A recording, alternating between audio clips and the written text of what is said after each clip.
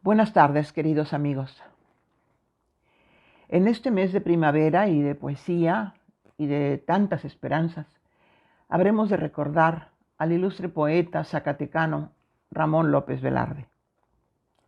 Es el centenario de su muerte, 1921, durante el gobierno del general Álvaro Obregón. Y también en otro junio, él nace en un junio y muere en junio, nace en Jerez de Zacatecas, hoy Ciudad García. Solo escribió 2 libros. La sangre devota en 1916, año en el que se avecina en la Ciudad de México, y Zozobra, 1919. Vamos a leer 3 poemas de él e intentar acercarnos a su poesía a través de 3 poemas. También, como sabemos, él es autor de La Suave Patria, que no vamos a comentar aquí porque se supone que todos, pues casi todos los mexicanos, nos la sabemos de memoria. Importa saber que Juan de Dios Bojórquez, que conoció el poema prácticamente recién salido de la pluma del poeta, le encantó y lo llevó a presentarlo con el general Álvaro Obregón, entonces presidente de la República. Al general Obregón le encantó, le gustó muchísimo, se emocionó y lo leyó completo. Decidió en ese momento que todos los maestros del país deberían conocerlo para que lo llevaran a los niños y que no hubiera un solo escolar en México que no lo conociera, que no aprendiera, que no bebiera de ese poema.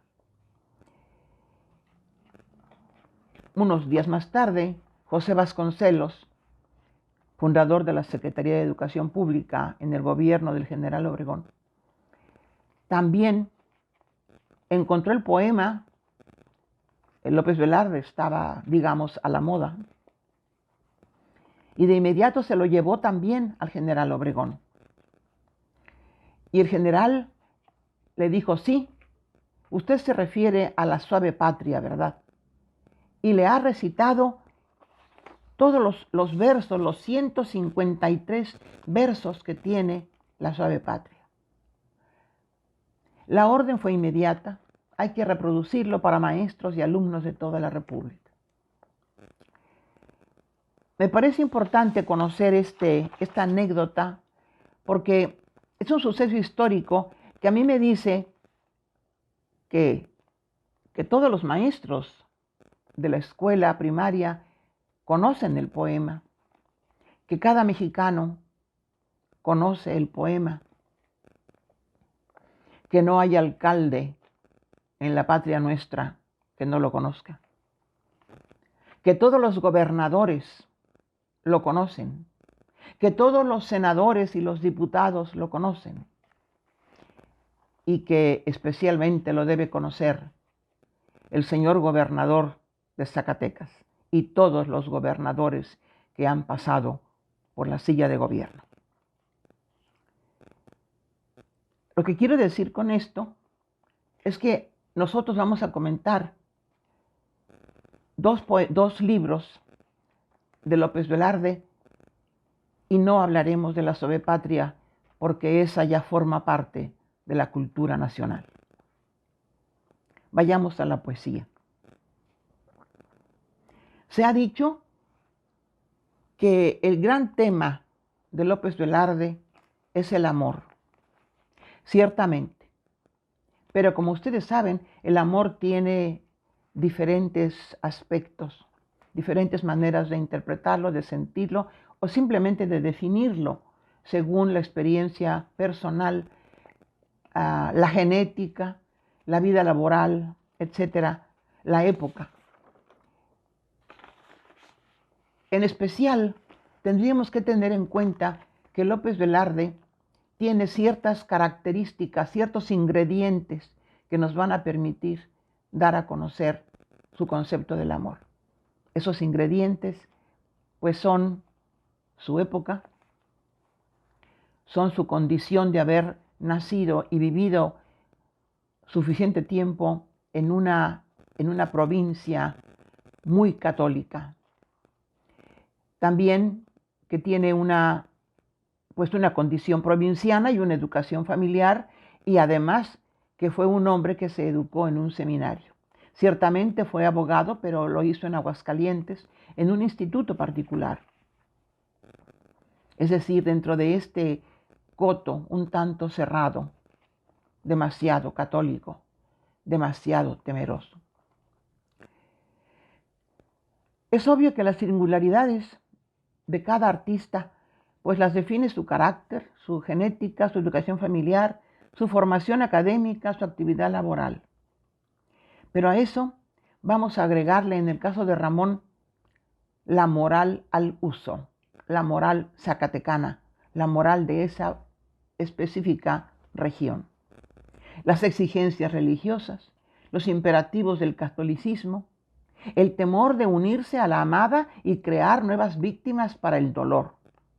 Y también el miedo a la impotencia sexual que un día pudiera hacer huir a la amada en busca de nuevas mieles. Pero especialmente hay una idea que a él no le permitía comprometerse en matrimonio. La consideración de que el matrimonio es una ara santa, en la que debe haber solamente pensamientos hermosos, pensamientos puros, pensamientos religiosos. Y nunca ver a la esposa, a la amada, como una mujer, sino casi como una santa. Quien no pensara de esa manera estaría en graves problemas. Y en el caso de Ramón, él no podía tener en cuenta este principio. Estas ideas van forjando una idea de estar en pecado.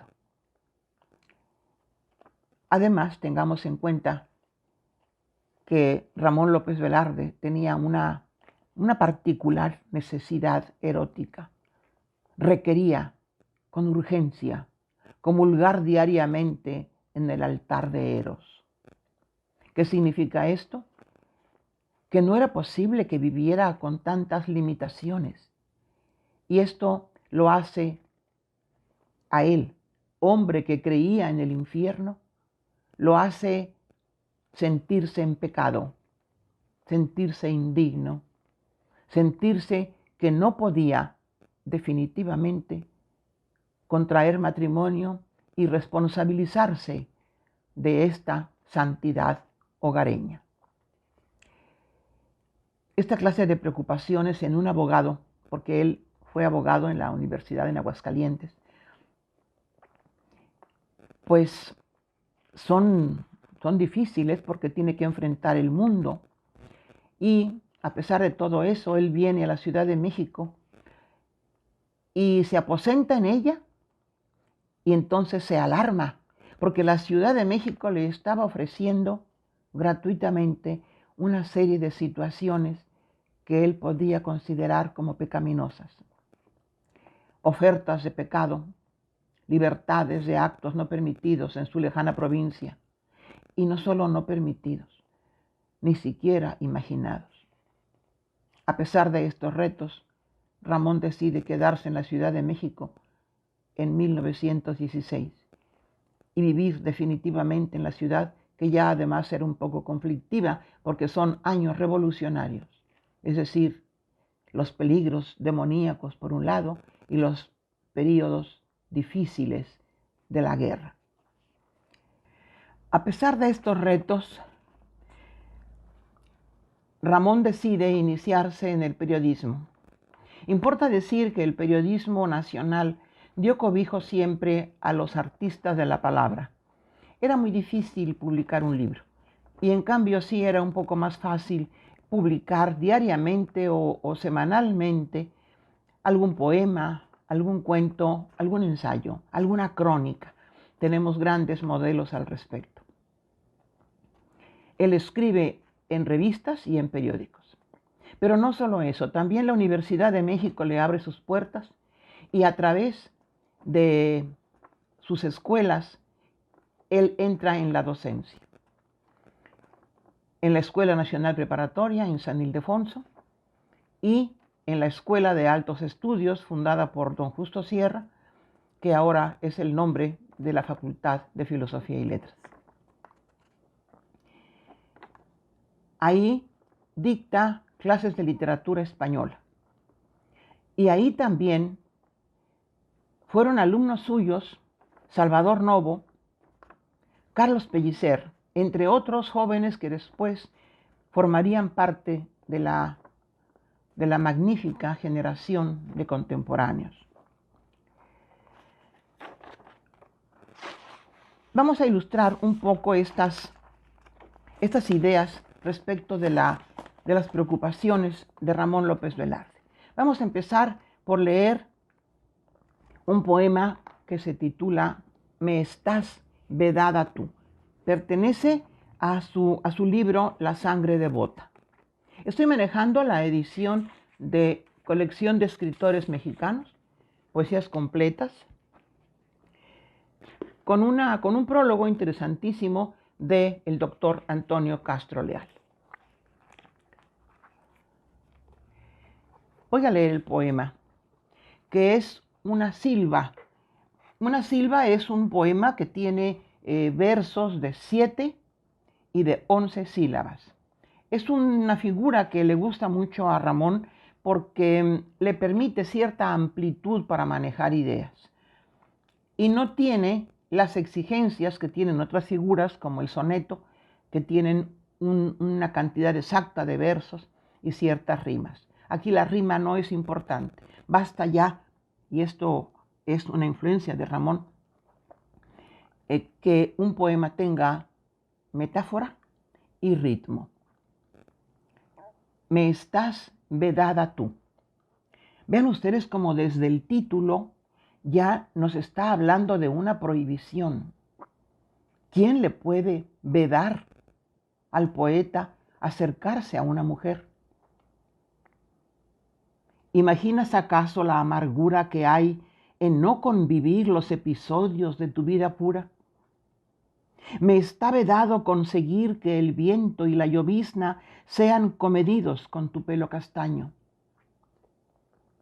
Me está vedado oír en los latidos de tu paciente corazón, sagrario de dolor y de clemencia, la fórmula escondida de mi propia existencia.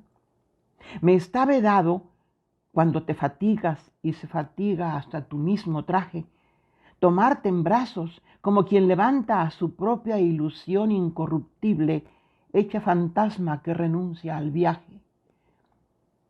Despertarás una mañana gris y verás en la luna de tu armario desdibujarse un puño esquelético y ante el funerario aviso gritarás las 5 letras de mi nombre con voz pávida y floja, pero yo me hallaré ausente de tu final congoja.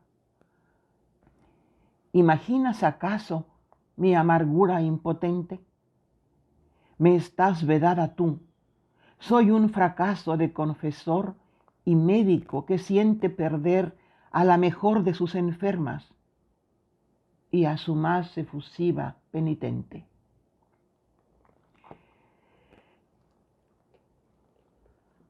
El solo título nos llena de sugerencias y de sensación de pecado, de temor a recibir la agresión de alguien que no sabemos quién es, pero lo imaginamos. Decide su vida, lo limita y lo agrede.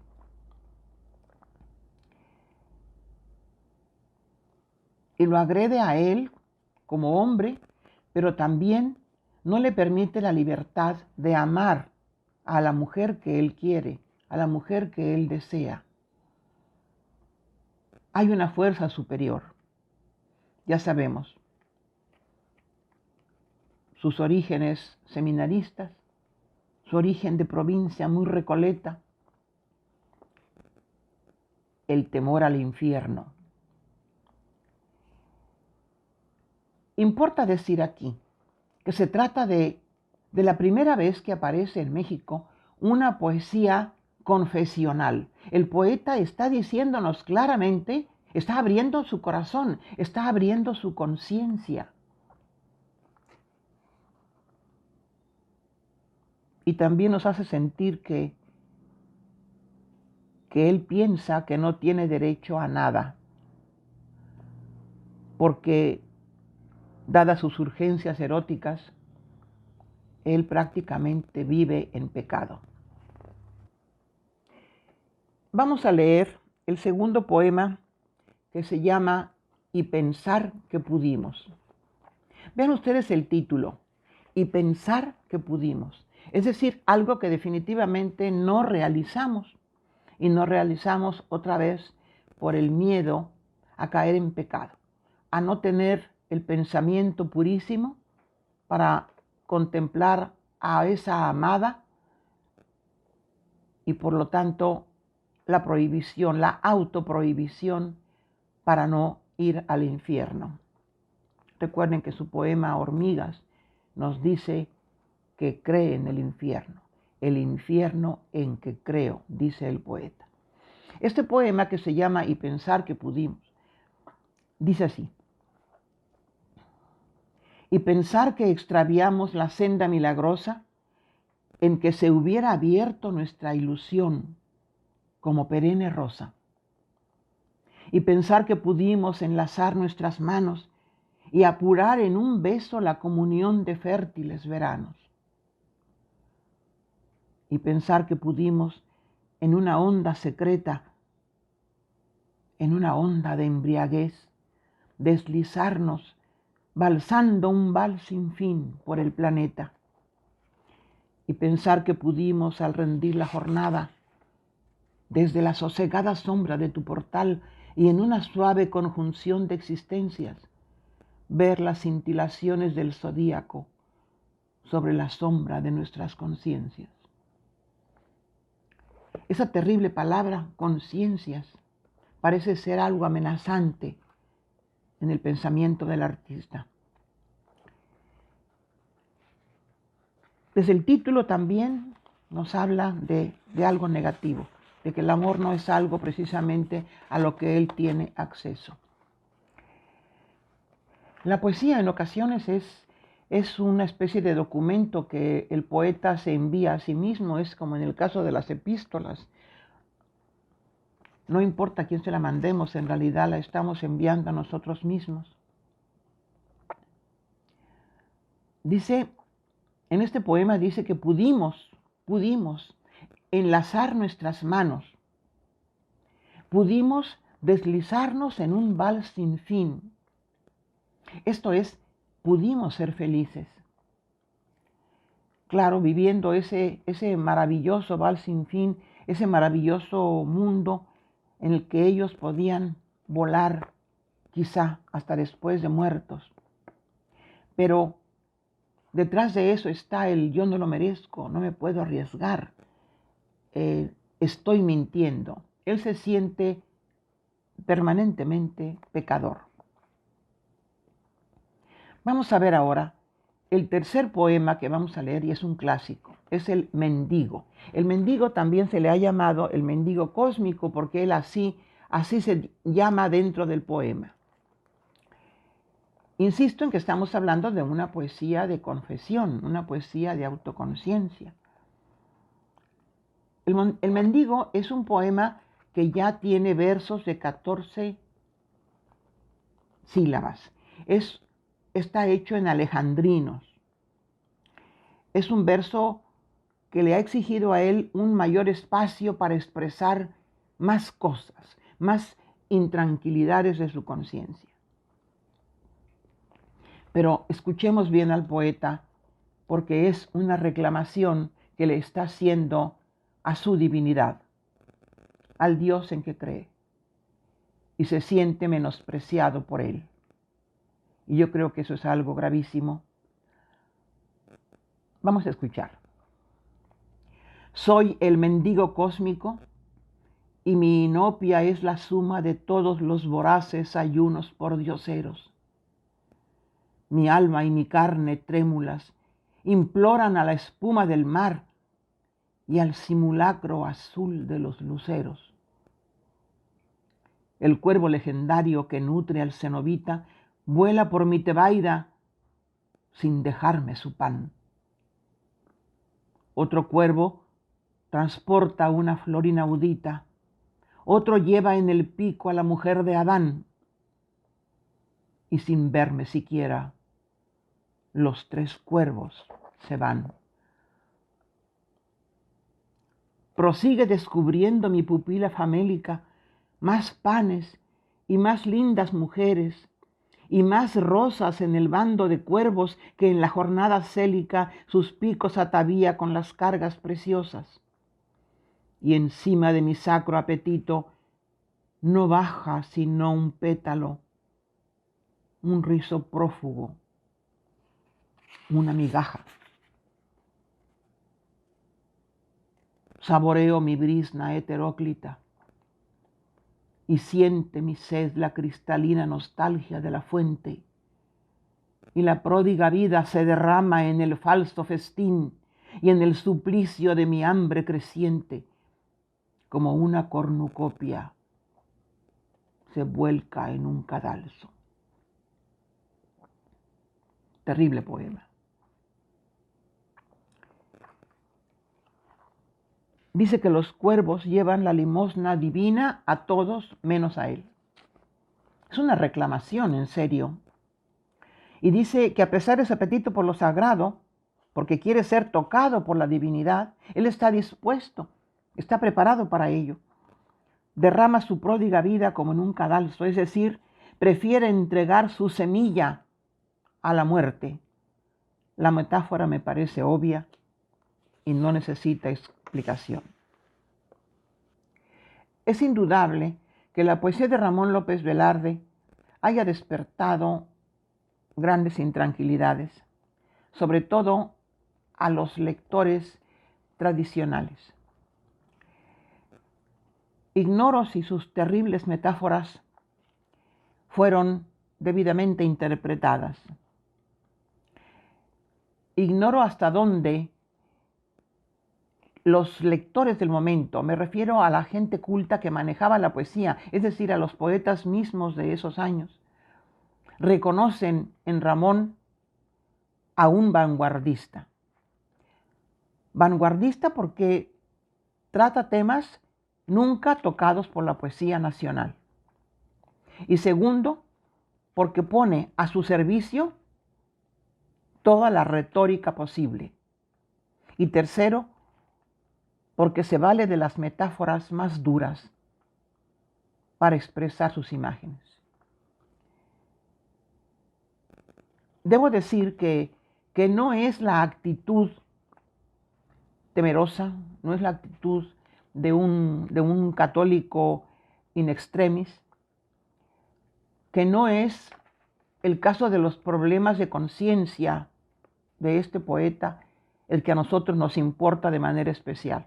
En realidad nos interesa solamente porque son el motivo, es la génesis de esa poesía. Lo que debemos ver es que Ramón ha tenido en cuenta ese dolor interior, esa lucha terrible que tiene y que sostiene contra su propia realidad, y la ha convertido, la ha metaforizado, la ha llevado a construir un poema. Ha transformado su vida personal, sus agobios, sus agonías, los ha trabajado, los ha elaborado y convertido en un poema.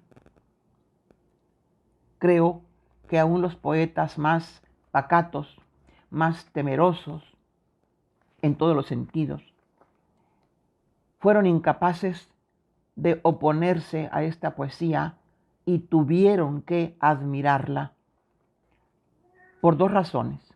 La primera, porque era una poesía de vanguardia donde un poeta estaba ofreciéndose como tema de poesía. Y segundo, porque ponía a su disposición los recursos retóricos suficientes para hacer llegar al lector su propia realidad.